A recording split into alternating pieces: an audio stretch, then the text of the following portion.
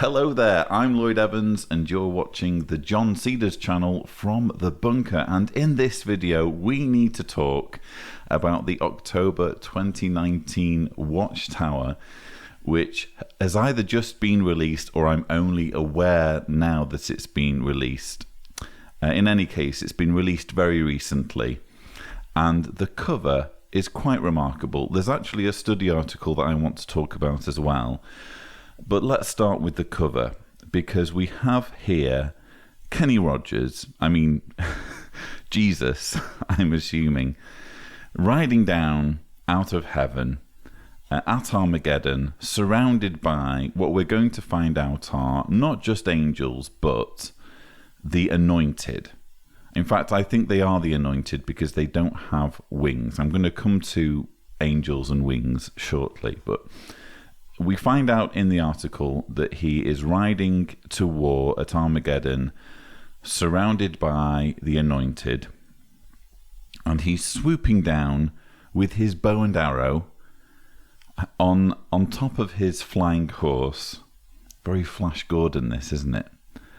On top of his flying horse, he's swooping down to kill soldiers who are carrying assault weapons, having surrounded Jehovah's Witnesses who are huddled together. This is the kind of recurring theme of contemporary Watchtower doomsday propaganda, this theme of Jehovah's Witnesses assembled together and standing firm, standing bold as they are encircled on all sides by men with automatic weapons. So that alone tells you a lot about the kind of the fear-mongering that's going on at the moment with Jehovah's Witness material. But I want to if you're a Jehovah's Witness watching this, and I ran a poll the other day which indicates that there's at least a percentage of those of you watching who are still attending meetings even, and who identify as physically in, mentally out. But assuming that there are some of you who watch the channel who maybe stumble on this video and you're believing Jehovah's Witnesses, I just want to talk about this illustration, because quite apart from the fear-mongering that's going on here, and make no mistake, this will be nightmare fodder for generations of Jehovah's Witnesses. This and other illustrations of its kind, this is going to be ruminated on by generations of Jehovah's Witnesses who will think that if they don't stick close to the organization, to the teachings of the faithful slave, they're going to be on the receiving end of, again, Kenny Rogers and his legion of flying horses and their riders. Just think about this for a moment, because if you go to the back page of the magazine, it says cover picture, Jesus and his heavenly army. There we go, heavenly army will soon ride into the war of Armageddon to destroy God's enemies. See study article 41, paragraph 17. And if you go to study article 41, paragraph 17, it says towards the end, at Jehovah's signal, Jesus Christ will lead the charge. He will have alongside him the resurrected anointed ones, there we go, and myriads of angels. So we can establish that in this heavenly army, swooping down out of heaven at Armageddon, there are both anointed ones and myriads of angels. And in case you're wondering what's all this about anointed ones, maybe you're watching this as someone who's never been a Jehovah's Witness. If you are a Jehovah's Witness, you will most likely believe that you are going to live forever in paradise on earth after Armageddon has been and gone, and after the bodies have been dispensed with.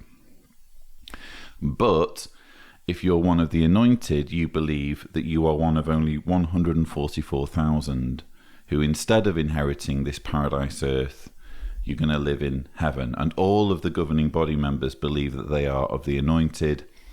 You basically self-certify yourself as one of the anointed. It's something that you decide for yourself conveniently. So The heavenly army is comprised of anointed ones and myriads of angels. Together, they will war against Satan, his demons, and their earthly forces. And then it quotes Daniel 12, verse 1, Revelation 6, verse 2, and Revelation 17, verse 14. Daniel 12, verse 1 says, "During that time, Michael will stand up, the great prince who is standing in behalf of your people. And there will occur a time of distress, such as has not occurred since there came to be a nation until that time. And during that time, your people will escape, everyone who is found written down in the book." And I should just mention, by way of context, that Jehovah's Witnesses believe, and this is by no means what most Christians believe, Jehovah's Witnesses believe that Michael is another name for Jesus, or it's the name of Jesus before he became human. So it's saying that Jesus, Watchtower is arguing that this verse is saying that Jesus will stand up and stand in behalf of his people. And then we have Revelation 6 verse 2, which says, "And I saw and look a white horse, and the one seated on it had a bow, and a crown was given him, and he went out conquering and to complete his conquest." Now this is actually the start of the verse that's talking about the 4 horsemen of the apocalypse. And obviously these horsemen depict various calamities that will befall mankind. And none of these horsemen are explained by Watchtower as being literal horsemen. So there isn't a literal rider of war, and there isn't a literal rider of plague or pestilence. These are figurative horsemen.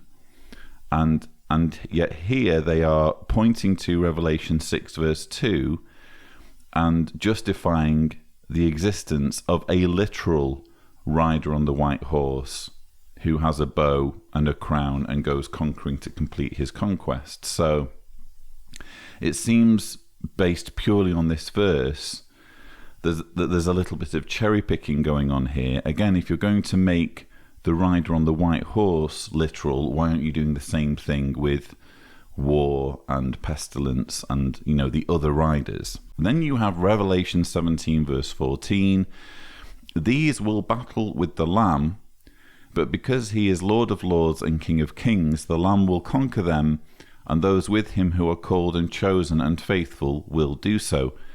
This verse simply does not describe literal armies of men on flying horses swooping down with bows and arrows. That's not what's being described here. So just to recap, we've had 3 verses to explain the illustration, the very striking illustration on the front of this October 2019 Watchtower. Yeah, again, this very vivid portrayal of heavenly violence, you could say. Only one of the verses actually describes someone on a horse with a crown and with a bow, and that's one of the 4 horsemen of the apocalypse, which even in the book of Revelation, these are described as being symbolic.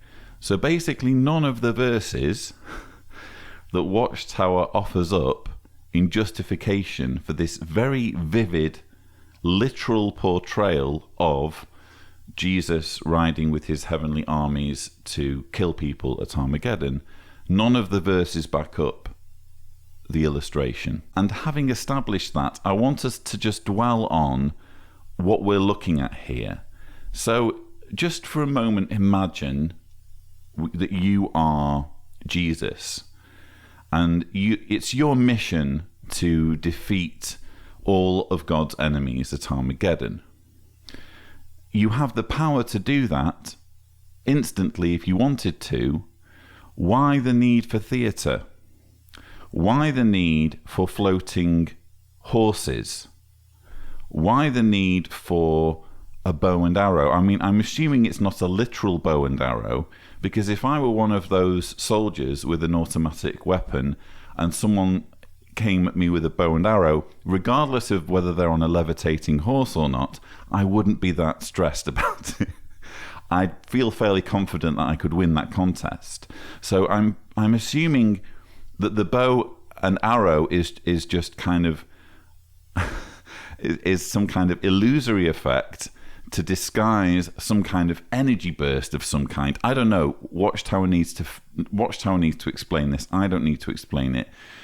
But even if the bow and arrow is just for effect, why have the effect? Why have the pantomime and the drama and the flying horses? What's the point of it all?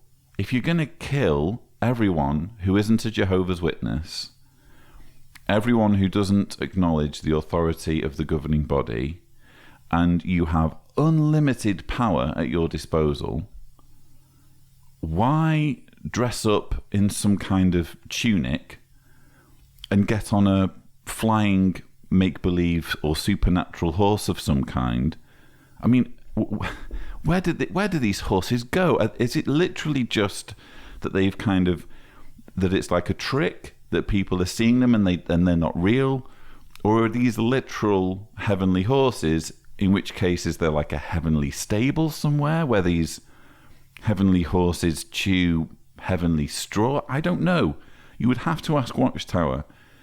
But the reason I'm making this point, and you may think I'm joking, I'm being serious. This is an illustration that has a very serious point behind it. And the people behind this illustration have offered no verse that explains it. And yet this is going to be haunting the nightmares, the dreams of generations of Jehovah's Witnesses. I think they owe an explanation. Why the need for horses? Why the need for a bow and arrow? Why are they all wearing beards? How come Jesus gets to wear a beard, and the anointed, including the governing body, when they get to heaven, they're all wearing beards? But apparently Jehovah's Witnesses aren't allowed to wear beards. Riddle me that, Watchtower. Seriously, you may think this is trivial, but I consider this to be quite serious when we're talking about imagery that's being used to terrify people. And this imagery reminds me of an illustration in this book, the Pure Worship of Jehovah book, which I now have a physical copy of. Thank you, Sydney Bethel. And on page, let's see here, page 196, 197, you have this illustration, which I've talked about before on the channel. I think it's even featured in this year's convention, the quote unquote Love Never Fails convention. And it's a similar thing where you have mayhem, you have witnesses standing firm, completely unfussed about what's going on around them, while there are automatic weapons being brandished and even fired by the looks of things. There's lightning in the sky. There's destruction, there's terror. And there's an angel standing over this family who are supposed to be Jehovah's Witnesses, and he's protecting them. So my question about horses, about flying horses being used at Armageddon, the same question really applies to this angel, and particularly, well, notice the angel is also sporting a beard. So again, angels get to sport beards, anointed ones get to sport beards, Jesus gets to sport a beard, pretty much all the Bible characters who are men get to have beards, but you're not allowed a beard as a Jehovah's Witness in the 21st century. But notice that the angel also has wings. You may have thought of this already. It's something that I thought of when I was a Jehovah's Witness. Why do angels need wings? What is a wing? A wing is a bird appendage that is used to displace air, creating lift. That's all a wing is.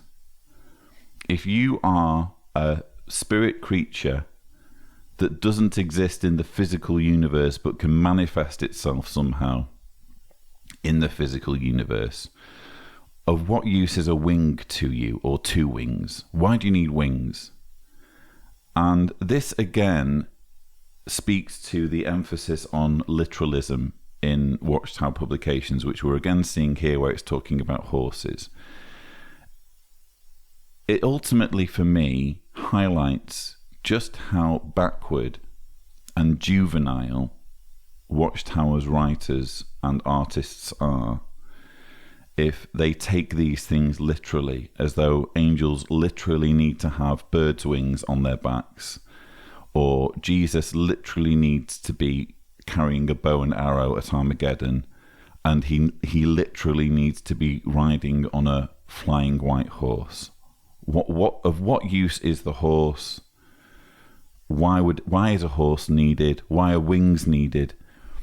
Again, you might think that this is all trivial, but again, this is material that's being used to terrify children. So I think it deserves some answers. Anyway, I think I've exhausted what I had to say on that particular side of things, but I also want to talk about a very interesting article in this particular Watchtower. It's actually study article 41, Stay Faithful Through the Great Tribulation. And in this article, Watchtower essentially spells out what they expect will happen during the Great Tribulation and what it expects of Jehovah's Witnesses in terms of staying loyal through the Great Tribulation. If you're a Jehovah's Witness watching this, and you're still watching, first of all, well done. But I want you to try something for me. I want you to open up the article in a web browser or on your phone, however, with some kind of search option. So open up the search on the browser and type in likely, the word likely, and see how many times the word likely appears. It actually appears several times in this article. And the reason why I want you to do this is because I think it perfectly illustrates it. Well, this is basically the use of qualifying words. You use qualifying words if you're not sure of something. If you are sure that the police are going to call at your house at 3 o'clock, you say, the police will call at my house at 3 o'clock. If you're not sure that the police are going to call at your house at 3 o'clock, you might say something like, the police may call at my house at 3 o'clock. Or the police will likely call at my house at 3 o'clock. You're not completely sure, so you add a qualifying word. And that's what Watchtower does in this article in a number of instances. First instance being in paragraph number 4. Here it's talking about the nations of the world turning on Babylon the Great.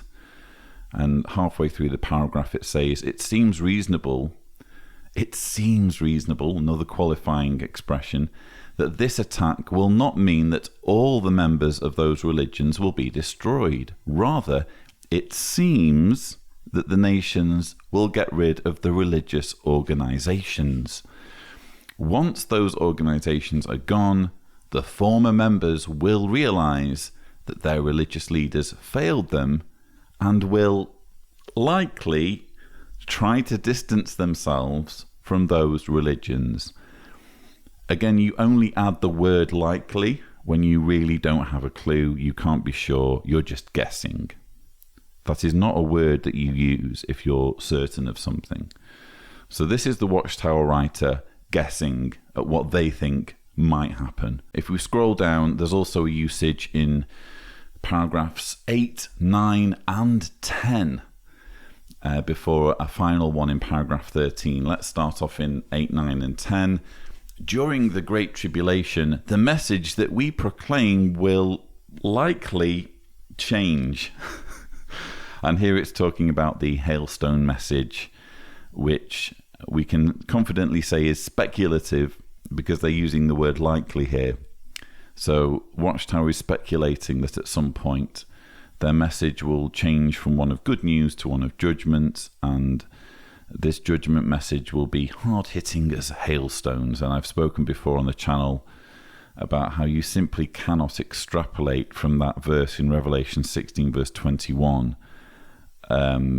such a specific prophecy that, oh, this is referring to a message of judgment. That's not what it says in the verse. It's just purely guesswork.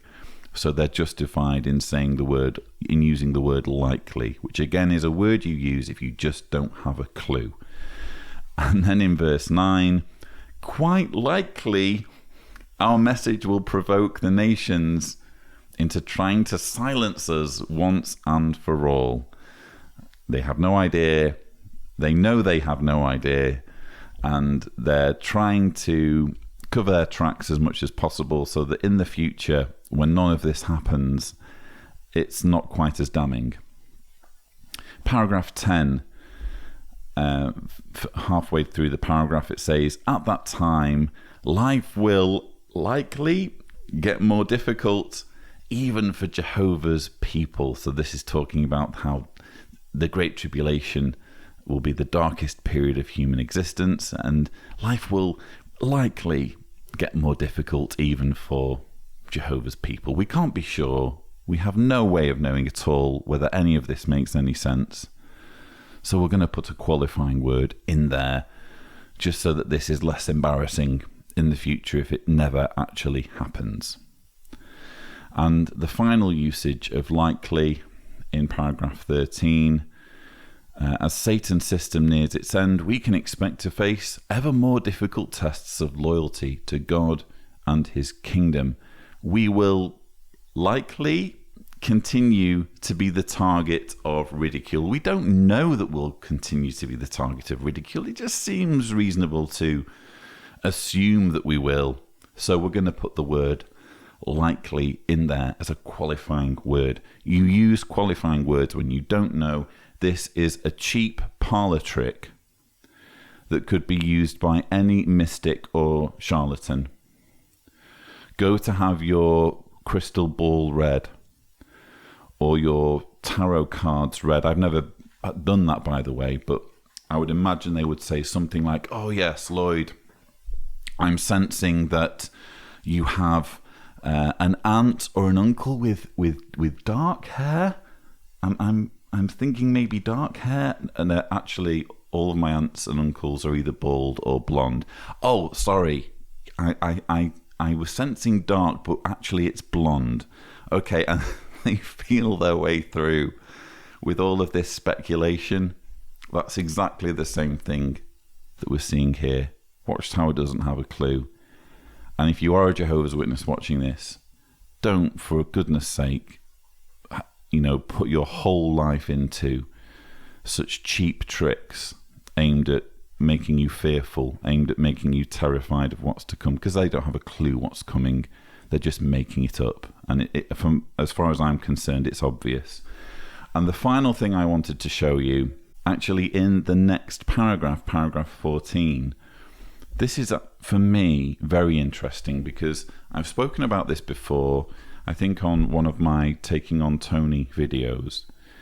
It's a teaching that's kind of found its way into Jehovah's Witness theology almost through the back door while no one was noticing.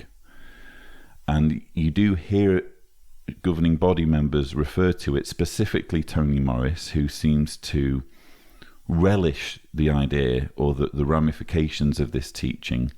It used to be that there was some ambiguity or some uncertainty over whether there would be members of the anointed and therefore of the governing body on the earth when the Great Tribulation hit or when Armageddon arrived. It was even suggested at one point that there definitely would be members of the anointed, at least some members of the anointed, still on the earth when Armageddon came. And at some point in recent years, that teaching was kind of quietly changed to be far more positive and far less ambiguous. No, there will be a rapture. Governing body members or those of the anointed will quietly depart to heaven before Armageddon hits so that they can participate in the slaughter. And you may think I'm exaggerating, but it's all there in paragraph 14 of this Watchtower, and I'm not aware of it being spelled out so clearly before. Maybe it has been, but this is certainly very clear, especially in the context of Armageddon. During the Great Tribulation, a change will take place regarding the brothers who take the lead on earth. At some point, all anointed ones who are still on earth will be gathered to heaven to share in the war of Armageddon. That's why they're gathered to heaven, not to start administering over God's kingdom or to prepare for, I don't know, administration in the new world and who's going to live in what acre of land or what have you. No, it's to share in the war of Armageddon so that they can kill people, so that they can kill non-Jehovah's Witnesses. That's what it says. I'm not exaggerating. And it goes on to say, this means that the governing body will no longer be with us on earth. And the point of the paragraph is to say, therefore, you know, when non-anointed brothers step forward who are of the great crowd to organize things once they've gone, of course, this is never going to happen unless they pull an extremely elaborate stunt. When capable brothers step into the breach, we should be loyal to them just as we would be to the governing body. That's the point of the paragraph. But isn't it fascinating? Again, Tony Morris has said this in his talks, and I've referred to it in previous videos. Check it out, by the way, if you want to have a look. But to see it in print in quite such honesty and candor is, for me, very remarkable. What we have here is an organization whose leaders say, followers, not just followers or die, but followers or we will kill you. That's what this means. Imagine you were setting up an organization, a religious organization, and your teaching was, I am going to heaven soon, and I'm going to take on supernatural powers, and with these supernatural powers, I'm going to return and kill you if you don't join my religion. Imagine teaching that and getting tax exemption and charitable status. That's what the governing body now teaches.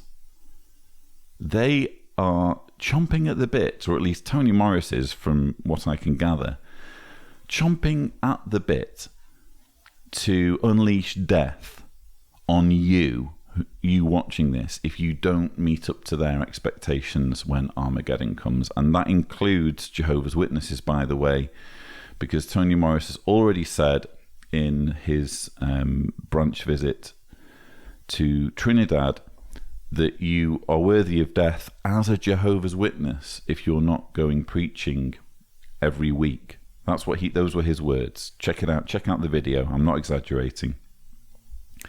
And if you don't preach every week, he's going to put down his heavenly glass of Macallan with or without ice, I guess we'll never know. He's going to just rest his glass of Macallan and come running at you or riding at you with his make-believe levitating horse. I'm now imagining what Tony Morris is going to look like with that white beard.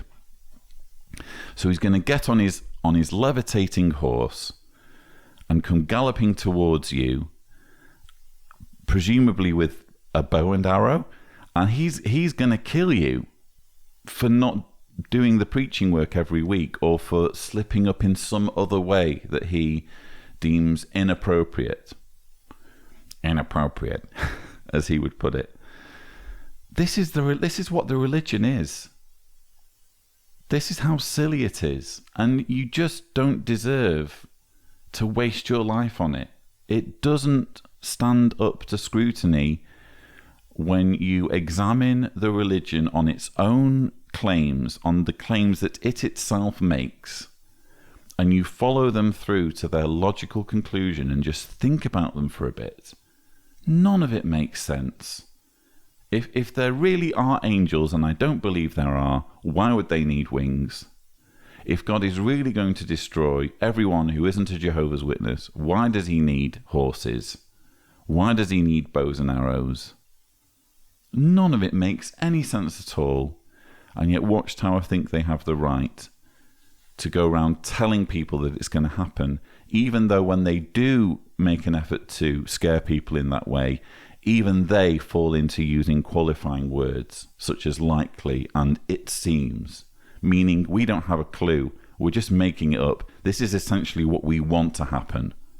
Whether it actually happens or not is anyone's guess. But let's pretend it's going to happen. Just run with us here. Just indulge us with this. No one should be indulging Watchtower in this farcical nonsense. I'm glad I don't. I'm glad my children won't. And if you do happen to be a Jehovah's Witness watching this, please give it some thought before you again get saddled with these nonsensical beliefs for the rest of your life. So rant over. I had to jump on that, even though I've got lots of other things I need to be doing in terms of videos, including the rebuttals to the convention. But I do hope you have found some of that of interest. Don't forget to subscribe to the John Cedars channel for more such videos. And as always, thank you for watching.